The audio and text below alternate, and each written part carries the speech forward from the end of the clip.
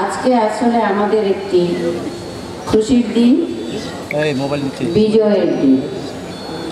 অন্যায়ের বিপক্ষে যে সব শেষে সত্যের জয় হয়, ন্যায়ের জয় হয়, সেটাই প্রমাণিত হয়েছে। আমরা অন্যায়ের বিরুদ্ধে সংগ্রাম করেছি, লড়াই করেছি, মহান আল্লাহ রাব্বুল আলামিন আমাদেরকে জয় দিয়েছে। আমি শুধু একটি কথাই বলবো, যেভাবে আপনারা ঐক্যবদ্ধ ছিলেন সত্যের পথে, ন্যায়ের পথে, আগামীতেও আপনারা এভাবেই ঐক্যবদ্ধ হয়ে থাকবেন।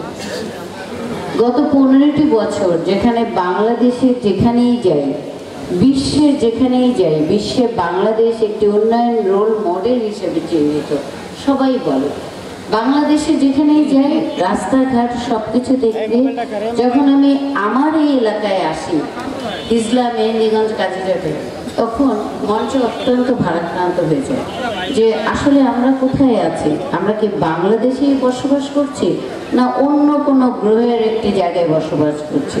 প্রতিটি রাস্তা ভাঙা, উন্নয়নের কোনো ছোঁয়া লাগেনি। রিক্সায় চড়তে গেলেও মনে হয় কোমর ব্যথা হয়ে যায়। এটা তো শেখ হাসিনার বাংলাদেশ না। আপনারা যারা বিভিন্ন অঞ্চলে চলাচল করেন, আপনারা দেখেছেন সারা দেশে কিভাবে উন্নয়নের ছোঁয়া লেগেছে। কিছুদিন আগে পটুয়াখালীতে কলাপাড়াতে নেত্রী গিয়েছিলেন, আমি সেখানে ছিলাম নেত্রীর সাথে। আপনারা যদি সেই রাস্তা দিয়ে যান তাহলে আপনাদেরও দু চোখের পানি পড়ে, আমার পড়েছে। যে কলাপাড়া পটুয়াখালীর প্রত্যন্ত অঞ্চলের রাস্তা যদি এত সুন্দর হতে পারে, তাহলে আমাদের হিজলা মেহেন্দিগঞ্জ নয় কেন? কারণ একটি, কারণ গত 15টি বছর এই এলাকা আপনাদের ভাগ্য নিয়ে বা আপনাদের উন্নয়নের কথা কেউ চিন্তা করেনি।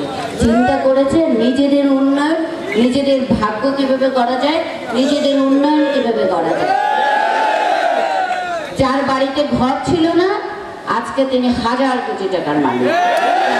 ছিল না, আজকে তারা 100 কোটি টাকার মালিক। কিসের বিনিময়ে?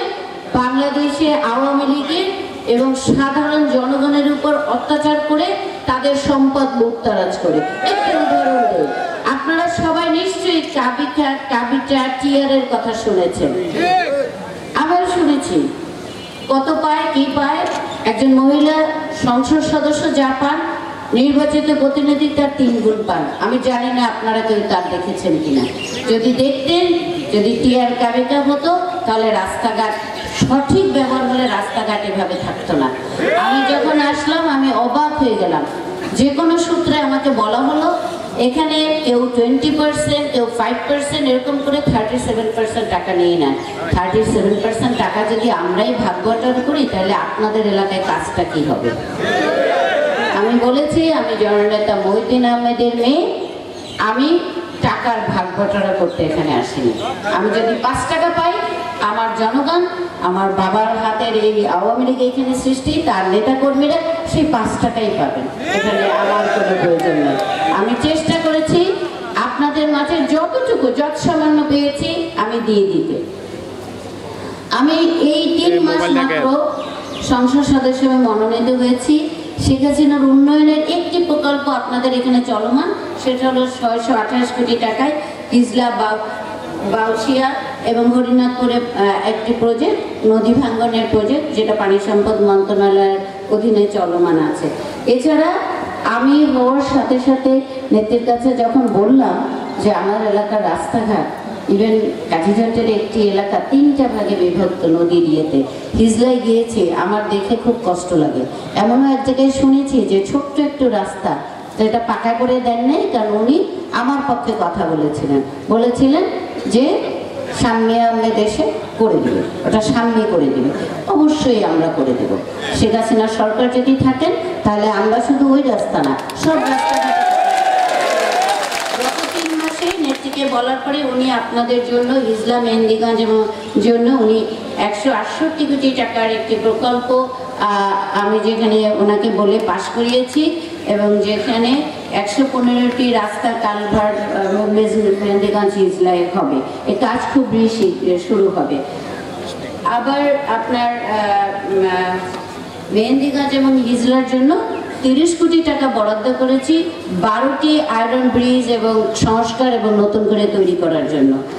আমি এই 3 মাসে 1,35,00,000 টাকা টিআর কাবিটা প্রকল্প আপনাদের মাঝে বন্টন করেছি। আমি জানি এটা অত্যন্ত সামান্য, কিন্তু আমি এমপি হিসাবে, একজন সংরক্ষিত এমপি হিসাবে সরকার থেকে এতটুকুই বরাদ্দ পেয়েছি এবং পুরো বরাদ্দটাই আমি চেষ্টা করেছি আপনাদের মাঝে দেওয়ার, যাতে আপনারা এটা দিয়ে উপকৃত হতে পারেন।